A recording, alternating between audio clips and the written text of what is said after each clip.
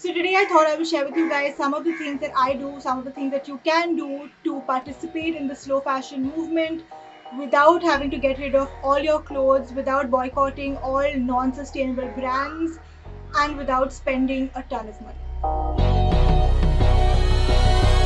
What's up guys, I'm Reva. Welcome back or welcome to my channel. So in the past year or so, I've gotten a little curious about slow fashion, sustainable fashion.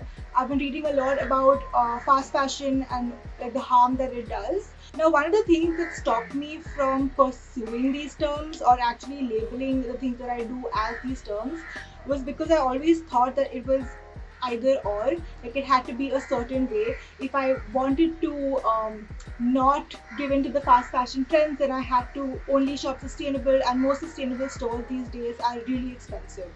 Also, the fact that India doesn't have a lot of thrift stores, secondhand clothing isn't sold as much over here, and I think just those concepts and those brackets that were given to the way you could follow slow fashion or sustainable fashion didn't seem to apply to the scenario that I lived in. However, the more that I've been reading recently, I have realized that there are lots of things that you can do that sort of come under the bracket of slow fashion as a whole. And I also think that it isn't necessary for somebody to start off all in, and it can be a slow and gradual process.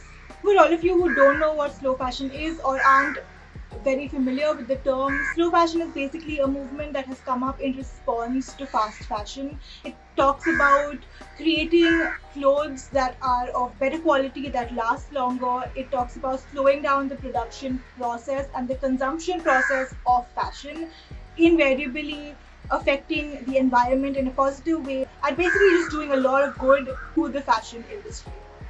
Okay, so finally getting into the meat of this video. The first thing that I would recommend is to become a conscious shopper. So be mindful about what you're buying, how you're buying it, where you're buying it from.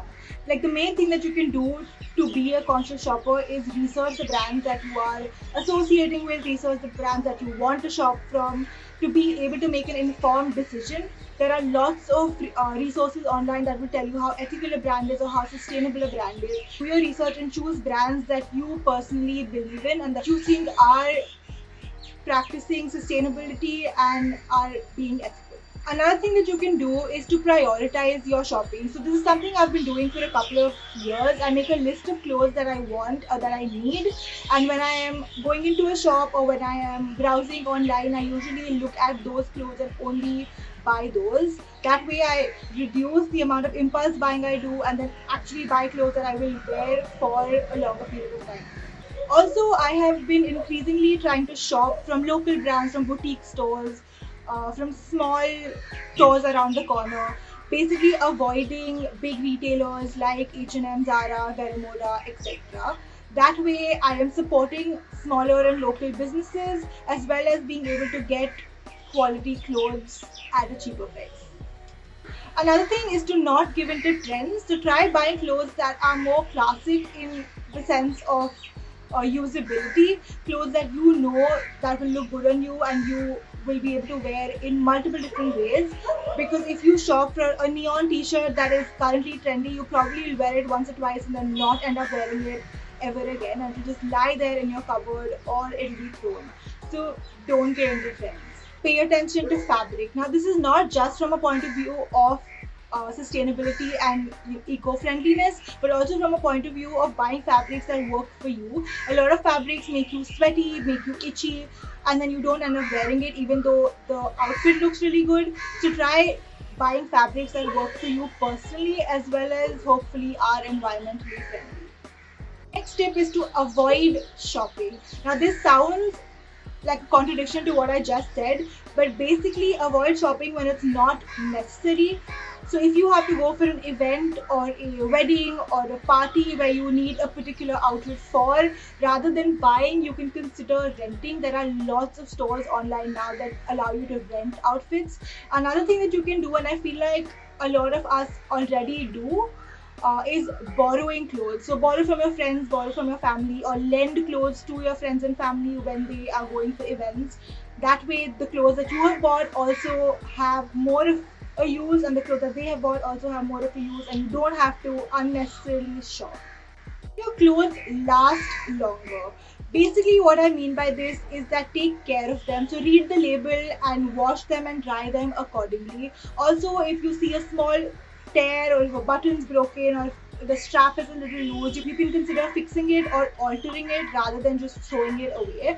That way, you can increase the longevity of the clothes. Also, when you're done wearing clothes or you think it's a style that you can't wear anymore, it doesn't fit you well enough, you might consider donating it to your house help or a charity that you know will use it, or just showing it to your friends and family and giving it to them. The next thing is get creative. Use your clothes in as many ways as you can. The plethora of fashion influencers that we have today basically promote fast fashion, but there are so many of them talking about ways that you can rewear clothes, the ways that you can restyle them. So maybe take inspiration from them and find multiple ways to be able to wear the same piece of clothing. Another way that you can be creative with your clothes is by upcycling.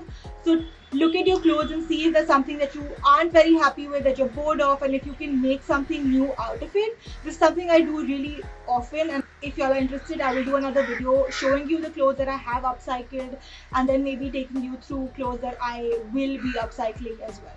And the last thing that I want to talk to you about, and according to me is the most important of them all, change your mindset towards fashion. So change your perspective to how you see clothes, how you use clothes, how you wear clothes.